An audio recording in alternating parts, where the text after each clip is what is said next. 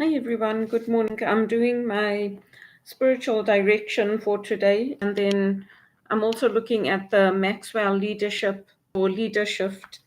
So, if you look at the Catholic teachings, if you have the catechism at home, you'll see that one of the things that they encourage us to do is to trust God in all circumstances. Because what do we really own? Even when we die, everything we own, our books, our couches, our TVs, our records, everything we own, we are going to leave and we are going to go up to God, to that heavenly realm. So when we live, we are encouraged to live in thanksgiving to the Lord and to make our lives of thanksgiving, not looking at what other people have and being jealous about that, but looking at what God has given us and our talents and our lives and being grateful for those things. Everyone is made in the image of God and in the likeness of God, and all life is treated as sacred. So when we have that as a starting point, we have implications of living that faith in the one God. And that is from the Catechism of the Church. And St. Augustine tells us that if we understood God, he would not be God. So no matter what people do with climate change, with bringing in carbon emissions, with all these things, nothing works because God wants to show us that he is in control. And God doesn't change. There'll be schisms in the church, there'll be new things coming up. There'll be priests looking to get money for their ministry, just like I'm looking to get money for my ministry to help people. And they'll say, oh no, this is what we think. This is how we study the scriptures. This is what we say. And just because they're priests doesn't mean you have to believe them. You don't have to believe me. You can test the scriptures, you can test if what I'm saying is true, you can look at how you're applying it in your own life and you can reach your own conclusions, whether it's reflecting on nature. So for this new month, we're reflecting on nature, which is nice for me because it's also my birthday month. And the papal intentions that Pope Francis left us are now being read by our new Pope. So it's good to hear his voice and to hear him reading them. And there's a continuity that comes into Christian ministry. So what we learn in our childhood is not forgotten. We carry that with us. And sometimes we go back to revisit it after many years. That's what I do. When I go through these very difficult times, I go back and I watch Muhammad Ali's videos. I go back and I watch Elvis Presley's videos because they were my favorites and they showed me how to navigate and how to keep my faith using my skills and talents and what are God's gifts to me. Cassius Clay, Muhammad Ali started out Christian and then he converted. And you look at Malcolm X. Malcolm X eventually left the Muslim Brotherhood and they killed him because he found flaws in their thinking, in what they were saying. He didn't accept all of it. So, too, with us, we have to reach our own conclusions. And for today, what I want to reflect on for the scriptures is the first reading is from the first letter of St. Paul to the Thessalonians. It's 5 1 to 6 and 9 to 11. And for us, we don't live in the dark, we live in the light. And we know that we live with God seeing everything, even our actions, our words. We don't go on sleeping like dead people saying, oh, we don't know what's the right thing to do. We don't know. We'll have to see. We don't live that way. The psalm is that I am sure I shall see the Lord's goodness in the land of the living. The Lord is my light and my help. Whom shall I fear? The Lord is the stronghold of my life. Before whom shall I shrink? I am sure I shall see the Lord's goodness in the land of the living. There is one thing I ask of the Lord, for this I long, to live in the house of the Lord all the days of my life, to savor the sweetness of the Lord, to behold his temple. I am sure I shall see the Lord's goodness in the land of the living. I am sure I shall see the Lord's goodness in the land of the living. Hope in him, hold firm and take heart. Hope in the Lord. I am sure I shall see the Lord's goodness in the land of the living. And then the Alleluia is Alleluia, Alleluia. The word of God is something alive and active. It can judge secret emotions and thoughts. Alleluia. The gospel for today is a reading from the Holy Gospel according to Luke. Jesus went down to Capernaum, a town in Galilee, and taught them on the Sabbath. And his teaching made a deep impression on them because he spoke with authority. In the synagogue there was a man who was possessed by the spirit of an unclean devil, and it shouted at the top of its voice, "Ha! What do you want with us, Jesus of Nazareth? Have you come to destroy us? I know who you are, the Holy One of God." But Jesus said sharply, "Be quiet, come out of him." And the devil, throwing the man down in front of everyone, went out of him without hurting him at all. Astonishment seized them, and they were all saying to one another, "What teaching! He gives orders to unclean spirits with authority and power, and they come out." And reports of him went all through the surrounding countryside. The Gospel of the Lord. Praise to you, Lord Jesus Christ. So that's the goodness of God that's being exposed. It's knowing that God is our light and our help, that even if people take our lives, our possessions, they cannot remove us from God. They cannot take us out from living in the house of the Lord, because God's temple is within us. And Jesus finished giving that scripture yesterday where he stood up and he proclaimed the good news, that the good news had come. And now we see here how he's judging the heart, he's judging the secret emotions, what is in this man, and he orders this evil to come out of him. So too, God judges our hearts. God knows what's inside our hearts.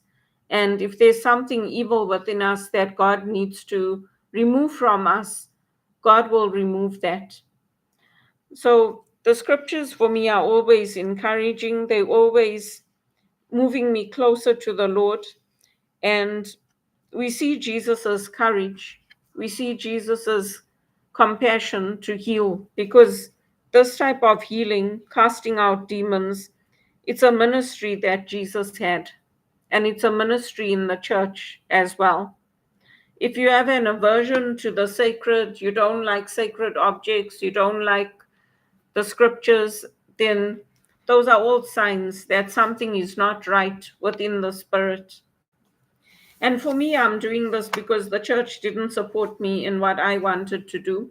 So I wanted to do it in partnership with a priest. I didn't want to do it on my own, because when you're doing this kind of work on your own, it becomes very difficult. You don't have access to the retreat centers, the churches, the rooms. You have to go out and find everything on your own. So I've met with people in my home. I've met with people at coffee shops. I've met with people over Zoom, because those doors have not opened for me. When I've asked, I've said I can hold book clubs on Vatican II. We can hold retreats in the church. We can use the grounds, the park. The answer was no. So now I'm doing it this way to try to get donations coming in for my work, to try to get financial support, because the community is responsible for helping us, for taking care of us. It's a ministry in the church. We're not supposed to be forced to do it all on our own without support, without financial help.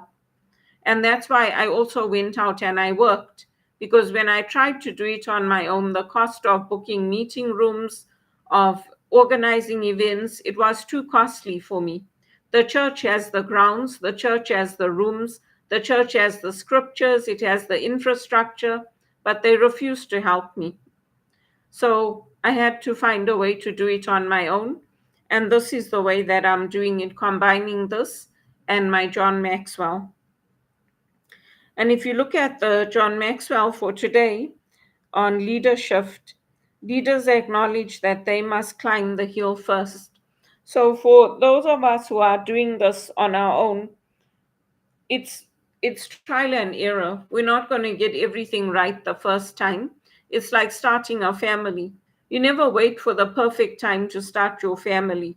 You meet someone, you fall in love, you say, okay, we're going to start a family, we're going to have children, and we'll get through it. That's what people do. Or starting your university education. You don't say, okay, I'm going to wait until I'm 40, then I'm going to do my PhD. You do it as the opportunities come up. When you see those opportunities, you take them.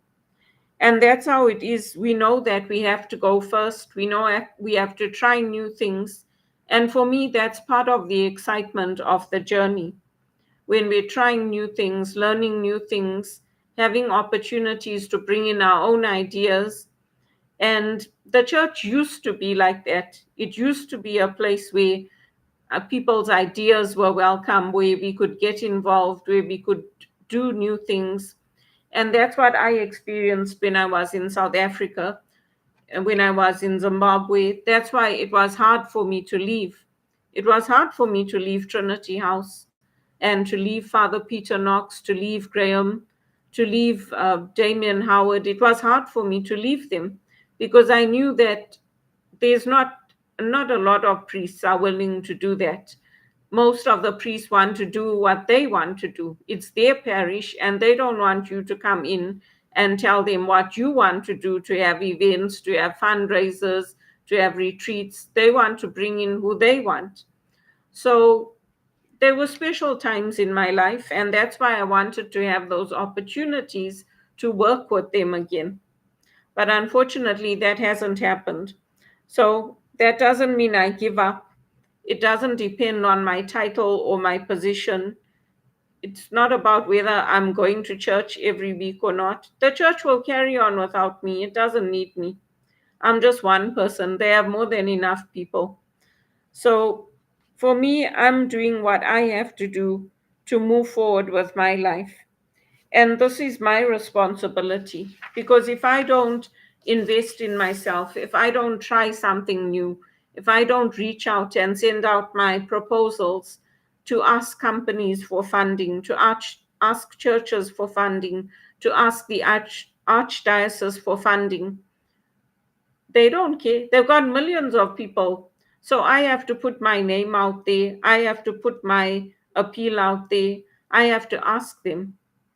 And if they don't see the worthiness in me, then that's on them. It's not on me. Because I came from a disadvantaged background. I worked hard. I studied. I proved myself. I didn't buy a gun and go hold up people like the Nigerian graduates are doing.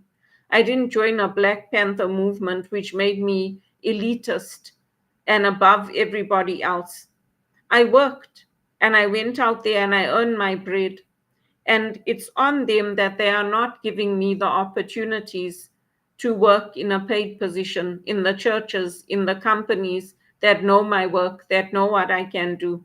It's on them because I'm doing everything I can. And this is what John Maxwell is saying. Follow me, leaders, believe in themselves before and more than others do. Jesus believed in himself. Do you think Jesus, if he didn't believe in himself, would have been able to accomplish everything he did? Today they use that phrase, all in, greatest of all time. They use it like willy-nilly, but really, who are the greatest? Is it about titles? Is it about the number of belts you win when you're boxing? That's part of it, but it's also about the people that they were. It's about the man that Muhammad Ali was. It's about the man that Elvis Presley was. Because they were the ones who said, I'm not going without my Black women. I'm not going without my faith being part of it. They won't do that for me. There's very few who have done that for me because they're too interested in protecting their own financial gain, their own families, their own salaries. So they're like, why should I do it for you? I gave you a little bit of an increase already. If you don't want it, you go. But that's why Jesus was saying, they will treat us like this. They will treat us like scum of the earth because they did it to him first. And if you don't like it and it hurts you, that's good. I want it to hurt you because I didn't have to go through everything that I went through in Canada. And also, this question of doubt. There's a story in here that he gives about a defense attorney. His client was charged with murder, and there wasn't enough evidence. It was circumstantial. So his lawyer told him, I'm going to prove to you that my client didn't commit this murder in 60 seconds. And he told him to watch the door. He said, the man you believe is dead is going to come walking into this courtroom. So 60 seconds goes past, and of course, the man doesn't appear.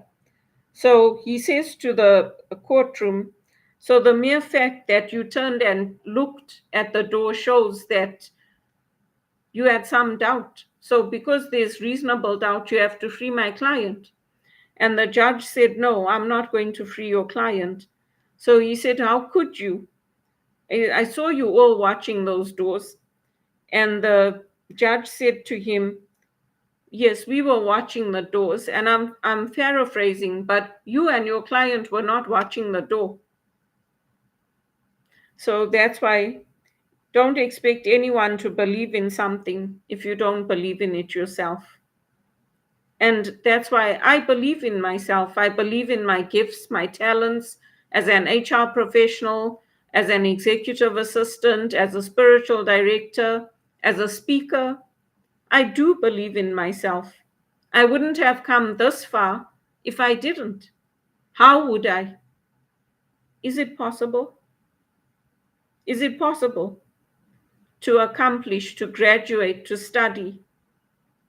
Other people can believe in you, yeah, but if you don't believe in yourself, you can't do anything.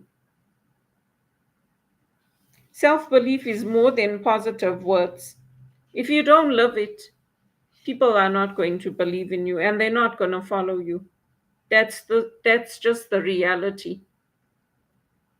So people watch what we do and then they follow us. It's like there's examples given in here about employee evaluations. And these were actual evaluations given by managers. Since my last report, this employee has reached rock bottom and has started to dig. Works well when under constant supervision and cornered like a rat in a trap. He would be out of his depth in a parking lot puddle. This young lady has delusions of adequacy. He sets low personal standards and consistently fails to achieve them. This employee should go far, and the sooner he starts, the better. He brings a lot of joy whenever he leaves the room. If you see two people talking and one looks bored, he's the other one. Gates are down, the lights are flashing, but the train isn't coming. If you give him a penny for his thoughts, you'd get a charge. If you give him a penny for his thoughts, you'd get change. Some drink from the fountain of knowledge, he only gargled. So imagine the employees receiving these. If you're in a position of responsibility, you're supposed to encourage others, you're supposed to help others, you're supposed to find the fit for them to bring out their skills. And if you hired them and they did a good job for you and they did well, you shouldn't be giving people feedback like this. But that's what they do. That's what they do to me. That's what they do to my colleagues at Teleperformance. They're so harsh. It's like they think they own you like you're a slave. And you have to be grateful for that 2 cents increase that they gave you, which will not even reflect on your take-home pay. That's how we get treated in Canada.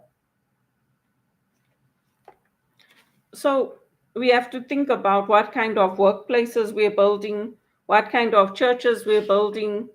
For me, I walk with my feet. I'm like, you know what? You don't need me. So let me go and do something on my own.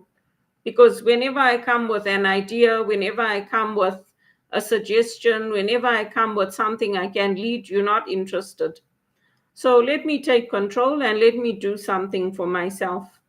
And let me use this John Maxwell to apply for grants, to apply for financial help.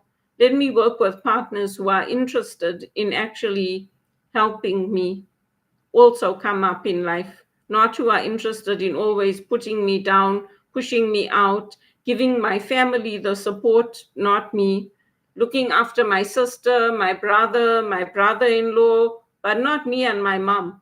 We are only there to do the work and to help the parish grow and to do the volunteering. But it's okay if we land up broke. Well, guess what? If we land up broke in the end, it's going to hurt my sister too. It's going to hurt my brother too. It's going to hurt their families too. So instead of focusing on them, focus on me. I'm the one doing the work for you.